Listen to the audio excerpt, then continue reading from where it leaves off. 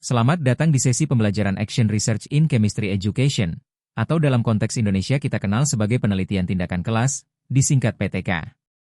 Pada sesi ini, kita akan bersama-sama membahas bagaimana seorang guru kimia dapat menjadi peneliti di kelasnya sendiri, bukan sebagai peneliti akademik dari luar, melainkan sebagai praktisi yang secara sistematis menyelidiki dan meningkatkan praktik pengajarannya. Mari kita mulai. Sebelum masuk ke isi, mari kita lihat terlebih dahulu apa saja yang akan kita bahas hari ini.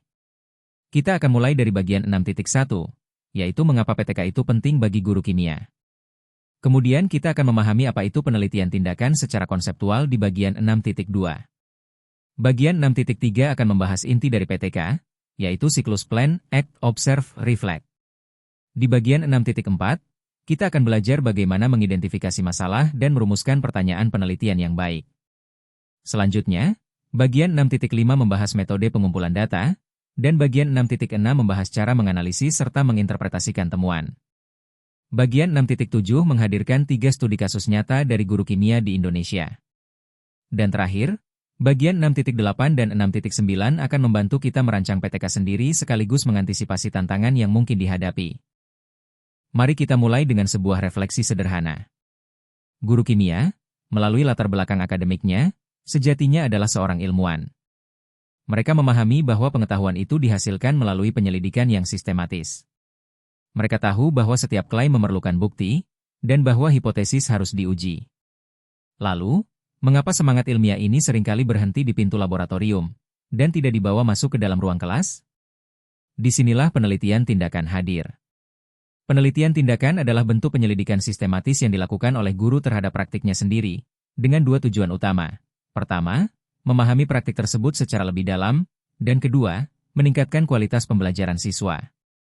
Di Indonesia, penelitian tindakan ini dilembagakan secara formal sebagai PTK, penelitian tindakan kelas, dan menjadi salah satu syarat penting dalam kenaikan karir guru. Memahami PTK bukan sekadar kewajiban administratif, tetapi merupakan investasi nyata dalam pengembangan profesional kita sebagai pendidik. Sekarang kita akan membahas apa yang membedakan penelitian tindakan dari bentuk penelitian lainnya. Ada 5 karakteristik utama yang perlu kita pahami. Pertama, penelitian tindakan bersifat partisipatif. Artinya, guru adalah sekaligus peneliti dan yang diteliti. Ini berbeda dengan penelitian akademik tradisional di mana seorang peneliti eksternal yang datang dari luar untuk mengamati kelas kita. Kedua, penelitian tindakan bersifat siklik.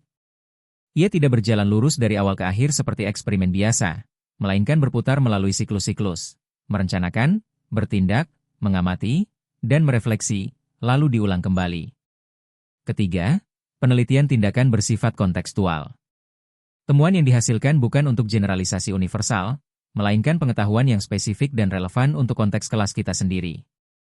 Keempat, penelitian tindakan berorientasi pada perbaikan. Tujuan utamanya bukan menghasilkan teori semata, melainkan praktik pengajaran yang lebih baik dan pembelajaran siswa yang lebih bermakna. Kelima, penelitian tindakan bersifat reflektif. Sepanjang prosesnya, guru terus mempertahankan kesadaran atas asumsi, bias, dan perspektif mereka sendiri. Inilah jantung dari penelitian tindakan, siklus yang terdiri dari 4 fase yang saling berkaitan. Fase pertama adalah plan atau perencanaan. Disinilah kita mengidentifikasi masalah, meninjau literatur yang relevan, dan merancang intervensi beserta strategi pengumpulan data. Fase kedua adalah act atau pelaksanaan. Kita mengimplementasikan intervensi yang telah dirancang di dalam kelas, sambil mempertahankan jurnal mengajar dan mengumpulkan data. Fase ketiga adalah observe atau observasi. Kita mendokumentasikan secara sistematis apa yang terjadi selama dan setelah intervensi, termasuk menghimpun perspektif siswa tentang pengalaman belajar mereka. Fase keempat adalah reflect atau refleksi. Disinilah kita menganalisis bukti yang telah dikumpulkan, menarik kesimpulan, dan merencanakan langkah selanjutnya. Yang penting untuk dipahami adalah bahwa keempat fase ini bukan langkah yang kaku. Ini adalah kerangka kerja yang fleksibel. Setelah satu siklus selesai, kita memasuki siklus berikutnya, berputar dan berkembang secara terus-menerus.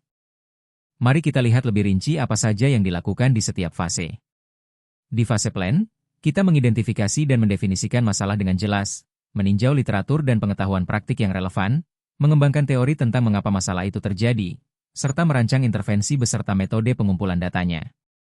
Di fase act, kita melaksanakan intervensi di kelas sesuai rencana, mempertahankan jurnal mengajar atau catatan lapangan secara konsisten, dan tetap waspada terhadap perkembangan tak terduga yang mungkin muncul. Di fase observe, kita mendokumentasikan apa yang terjadi secara sistematis, baik hasil yang diharapkan maupun yang tidak diharapkan. Perspektif siswa sangat penting di fase ini karena mereka mengalami kelas dari sudut pandang yang berbeda dari kita sebagai guru. Dan di fase reflect, kita menganalisis bukti, membandingkan hasil dengan tujuan awal, mengidentifikasi apa yang berhasil dan apa yang tidak, serta yang paling penting, merencanakan perbaikan untuk siklus berikutnya. Salah satu pertanyaan paling umum dari guru yang baru memulai PTK adalah, dari mana saya harus mulai? Masalah apa yang layak saya teliti? Dalam konteks kimia, ada 4 kategori sumber masalah yang paling umum. Pertama, masalah pemahaman konsep. Setiap guru kimia yang jujur dapat mengidentifikasi topik-topik di mana siswa secara konsisten mengalami kesulitan, entah itu miskonsepsi tentang ikatan kimia, kesetimbangan, atau reaksi redoks. Kedua, masalah kerja laboratorium. Sangat sering kita melihat siswa mampu mengikuti prosedur lab dengan benar, tetapi kemudian gagal menghubungkan apa yang mereka amati di tingkat makroskopis dengan penjelasan di tingkat submikroskopis dan simbolik. Ketiga, masalah keterlibatan dan motivasi siswa. Ketika siswa terlihat tidak antusias, atau minat mereka terhadap kimia terus menurun, ini adalah sinyal penting yang layak diselidiki. Keempat, masalah penilaian. Ketika hasil penilaian secara konsisten menunjukkan pola yang membingungkan, atau ketika kita kesulitan menerapkan penilaian formatif secara efektif, itulah pertanyaan penelitian yang menunggu untuk dijawab. Mengidentifikasi masalah saja tidak cukup. Kita perlu mengubah kekhawatiran yang masih umum menjadi pertanyaan penelitian yang spesifik, terarah, dan dapat diselidiki. Perhatikan contoh pemfokusan progresif ini. Di tingkat pertama, kita mungkin punya kekhawatiran umum. Siswa kelas 11 saya tidak memahami kimia organik dengan baik. Ini masih terlalu luas untuk diteliti secara langsung. Di tingkat kedua, kita sudah lebih spesifik. Siswa kesulitan memprediksi produk reaksi organik. Lebih baik, tetapi masih belum cukup terfokus. Di tingkat ketiga, kita menggali lebih dalam ke mekanismenya. Siswa tidak dapat memprediksi produk substitusi nukleofilik karena mereka tidak memahami pergerakan elektron. Kini kita mulai mendekati sesuatu yang dapat diteliti. Dan di tingkat keempat, inilah pertanyaan penelitian tindakan yang baik. Bagaimana penggunaan lokakarya notasi panah lengkung, dikombinasikan dengan diagram kerapatan elektron berwarna, memengaruhi akurasi prediksi produk substitusi siswa? Perhatikan bagaimana pertanyaan di tingkat 4 ini secara jelas menyebutkan intervensinya, topiknya, dan hasil yang ingin diukur. Inilah level spesifikasi yang membuat penyelidikan sistematis menjadi layak dilakukan. Prinsip mendasar dalam pengumpulan data penelitian tindakan adalah triangulasi, yaitu menggunakan berbagai sumber dan metode yang berbeda untuk membangun gambaran yang lebih lengkap dan andal tentang apa yang sesungguhnya terjadi di kelas kita. Ada 3 kelompok utama metode pengumpulan data.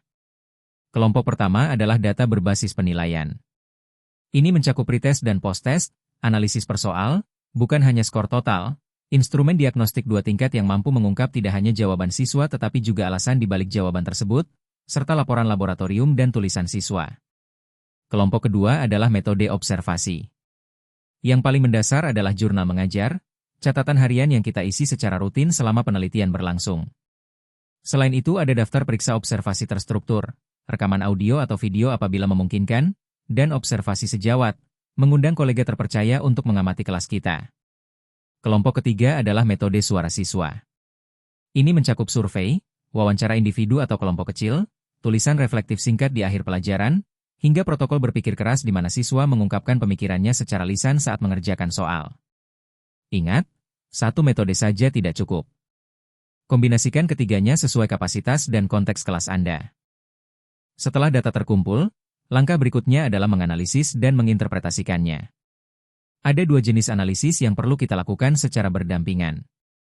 Untuk data kuantitatif, kita membandingkan skor rata-rata pra dan pasca intervensi, menghitung skor peningkatan atau gain scores untuk setiap siswa, dan melakukan analisis per item soal. Yang perlu diingat, untuk keperluan PTK, kita tidak perlu uji signifikansi statistik yang rumit. Statistik deskriptif sederhana sudah cukup dan justru lebih bermakna dalam konteks kelas. Untuk data kualitatif, pendekatan utama yang digunakan adalah analisis tematik, yaitu mengidentifikasi pola-pola yang berulang dalam jurnal mengajar, transkrip wawancara, dan tulisan siswa. Perhatikan khusus pada bukti yang menyangkal atau bertentangan dengan kesimpulan utama kita, karena justru disitulah sering tersembunyi wawasan yang paling berharga. Perbedaan penting yang perlu kita ingat, analisis memberitahu kita apa yang ditunjukkan data. Sedangkan interpretasi memberitahu kita apa artinya. Pisahkan keduanya dengan cermat, dan selalu pertimbangkan penjelasan alternatif sebelum menarik kesimpulan. Mari kita lihat bagaimana PTK bekerja dalam praktik nyata melalui 3 studi kasus. Studi kasus pertama adalah Pak Fajar, seorang guru kimia di SMA Jawa Timur. Pak Fajar memperhatikan bahwa siswanya bisa mengerjakan soal perhitungan laju reaksi dengan baik, tetapi tidak mampu menjelaskan mengapa faktor-faktor tertentu memengaruhi laju di tingkat molekuler. Pertanyaan penelitian tindakannya adalah, bagaimana urutan pembelajaran yang secara eksplisit mengembangkan model tingkat molekuler, dengan menggunakan simulasi sebelum matematika, memengaruhi kemampuan siswa menjelaskan laju reaksi? Pak Fajar merancang intervensi 3 minggu. Minggu pertama, siswa mengeksplorasi simulasi PHET sebelum menyentuh persamaan matematis apapun. Minggu kedua, barulah hukum laju diperkenalkan dan dihubungkan dengan model molekuler yang sudah dibangun siswa. Minggu ketiga, integrasi keduanya melalui pemecahan masalah yang menuntut koneksi eksplisit antara kalkulasi dan penjelasan molekuler. Hasilnya menggembirakan. Keterampilan prosedural siswa tetap setara dengan kohort sebelumnya. Jadi pendekatan baru ini tidak merugikan kemampuan menghitung mereka. Namun pada soal penjelasan konseptual, terjadi peningkatan yang signifikan. Refleksi Pak Fajar, sekitar 20% siswa masih kesulitan, dan ini menjadi titik awal untuk siklus kedua. Studi kasus kedua adalah Bu Kartini dari Yogyakarta. Bu Kartini merasa frustrasi karena siswanya mampu mencatat observasi laboratorium dengan akurat, tetapi tidak mampu menuliskan penjelasan ilmiah yang baik. Ia menemukan kerangka CER, claim, evidence, reasoning, sebagai solusi potensial. Intervensinya berupa scaffolding bertahap selama 5 laporan praktikum, dimulai dari model lengkap yang diberikan guru, kemudian sentence starters, lalu template perencanaan, dan akhirnya menulis secara mandiri. Hasilnya luar biasa. Skor rubrik meningkat dari 6,2 menjadi 14,8 dari skala 20. Aspek penalaran menunjukkan peningkatan paling konsisten, yang memang menjadi fokus utama intervensinya. Studi kasus ketiga adalah Pak Hendra dari Bandung. Pak Hendra menghadapi paradoks menarik. Siswanya yang berprestasi tinggi ternyata hanya mampu mengerjakan soal kesetimbangan yang rutin, tetapi gagal saat menghadapi soal aplikasi baru yang menuntut pemahaman konseptual yang lebih dalam. Intervensinya menggunakan 5 soal diagnostik 2 tingkat yang menargetkan miskonsepsi umum tentang kesetimbangan, dikombinasikan dengan pengajaran responsif berdasarkan data diagnostik tersebut. Hasilnya, pada soal aplikasi baru, kohort intervensi mencapai rata-rata 72%, dibandingkan hanya 54% pada kohort kontrol tahun sebelumnya. Wawasan kunci Pak Hendra, pengajaran responsif paling efektif ketika guru sudah menyiapkan repertoar penjelasan alternatif sebelum masuk kelas. Sekarang, bagaimana kita mulai merancang PTK kita sendiri? Ada 6 bagian utama dalam template desain PTK skala kecil yang dapat kita gunakan sebagai panduan. Bagian pertama, masalah. Tuliskan dengan jelas apa yang Anda perhatikan di kelas, sejak kapan, dan apa dampaknya terhadap pembelajaran siswa. Apa yang sudah Anda coba sebelumnya? Bagian kedua, pertanyaan penelitian. Rumuskan pertanyaan yang spesifik, terfokus, dan menyiratkan intervensi potensial yang dapat dilakukan. Bagian ketiga, rasional teoretis. Apa yang dikatakan literatur atau pengetahuan praktik profesional tentang masalah ini? Bagaimana intervensi Anda terhubung dengan teori atau pendekatan yang sudah diketahui? Bagian keempat, intervensi. Jelaskan secara konkret apa yang akan Anda lakukan berbeda di kelas, berapa lama, dan di kelas mana. Bagian kelima, rencana pengumpulan data. Data apa yang akan dikumpulkan, kapan, dan bagaimana? Bagaimana strategi triangulasi Anda? Bagian keenam, etika dan garis waktu. Pastikan kesejahteraan siswa selalu diutamakan, pertimbangkan kerahasiaan data, dan tentukan titik akhir yang jelas untuk setiap tahap penelitian. PTK pertama yang baik tidak harus sempurna. Yang penting lingkupnya terbatas, metodenya layak dilakukan, dan masalahnya benar-benar Anda pedulikan. Di Indonesia, PTK memiliki kedudukan yang formal dalam sistem pengembangan karir guru. Guru yang ingin naik jenjang karir di atas golongan 3 atau IVA diwajibkan untuk menyusun laporan PTK. Struktur laporan PTK formal terdiri dari 5 bab. Bab 1 berisi pendahuluan dan perumusan masalah, bab 2 berisi kajian teori, bab 3 berisi metodologi penelitian, Bab 4 berisi temuan dari siklus pertama dan refleksi menuju siklus kedua, dan bab 5 berisi kesimpulan serta rekomendasi. Namun ada tantangan penting yang perlu kita waspadai bersama. Jangan sampai PTK hanya menjadi latihan pelaporan semata. PTK yang dilakukan hanya untuk memenuhi persyaratan administratif, tanpa rasa ingin tahu yang genuine, tanpa pengumpulan data yang sungguh-sungguh, akan kehilangan esensinya sebagai alat pengembangan profesional. 3 studi kasus yang kita lihat tadi adalah contoh orientasi penyelidikan yang autentik. Pak Fajar, Bu Kartini, dan Pak Hendra sungguh-sungguh tidak tahu apakah intervensi mereka akan berhasil. Dan justru karena itu, penelitian mereka menghasilkan pengetahuan yang bermakna. Satu hal lagi, bagikan temuan PTK Anda. Presentasikan di MGMP, diskusikan di sekolah. Ketika satu guru berbagi temuannya, nilai penelitian itu berlipat ganda bagi seluruh komunitas pendidik. Sebelum menutup sesi ini, mari kita bahas tantangan-tantangan yang paling sering dihadapi guru saat memulai PTK, beserta strategi untuk mengatasinya. Tantangan pertama adalah waktu. Guru kimia sudah memiliki beban kerja yang sangat berat. Strategi kuncinya adalah, integrasikan pengumpulan data ke dalam kegiatan belajar yang sudah ada. Jangan menambahkan PTK sebagai tugas terpisah yang terasa memberatkan. Tantangan kedua adalah menjaga ketelitian penelitian sambil tetap responsif sebagai guru. Ingat selalu, kewajiban utama kita adalah pada pembelajaran siswa, bukan pada desain penelitian. Jika kondisi kelas menuntut perubahan rencana, lakukan, dan catat perubahan itu sebagai bagian dari data. Tantangan ketiga adalah bias konfirmasi. Kita secara alami berharap intervensi yang kita rancang akan berhasil. Tantanglah diri sendiri untuk secara aktif mencari bukti yang menyangkal hipotesis Anda. Libatkan kolega untuk memberikan perspektif yang lebih netral. Tantangan keempat adalah menafsirkan kausalitas secara tepat.